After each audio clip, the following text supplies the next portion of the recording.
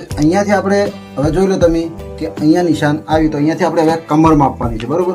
તો કે એની કમર કેટલાની હતી તો કે 40ની બરોબર. તો મિત્રો અહીંયાથી આપણે પહેલાં તો 40નો ચોથો ભાગ એટલે 10 ચોક 40 તો 10 આવે. તો મિત્રો અહીંયા આપણે 10 ઉપર એક નિશાન કરી દેવાનું છે બરોબર. ત્યાંથી આપણે 1 ઇંચ વધારે રાખવાનું છે. કેટલું?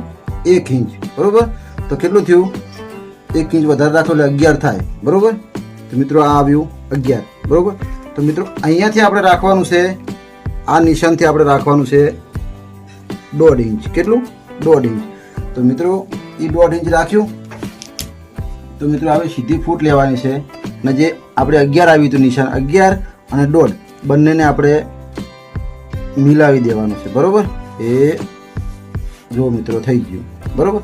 હવે આપણે મિત્રો ધ્યાન રાખવું કે ઘણા લોકો આ 1.5 અને અહીંયાથી અહીંયા પેલું સીધું નિશાન કરી અહીંયા અને પછી જ કમર માપતા હોય છે. તો મિત્રો આવું કરવું નહીં, કારણ કે હંમેશા આના કરતાં 2 ઇંચ કે 2.5 ઇંચ એટલું આપણે આર્યું અંદર રાખવાનું હોય છે બરાબર મિત્રો. આના કરતાં આર્યું અંદર હોવું જોઈએ. અહીંયા ક્રોસ પડે તો જ આ પેન્ટનું ફિટિંગ સારું બેસે. તો મિત્રો અહીંયાથી તમને કદાચ ખબર ના પડે તો તમારે અહીંયાથી કેટલું રાખવાનું છે તો કે 1.5. કેટલું? અહીંયાથી ઉપર 1.5.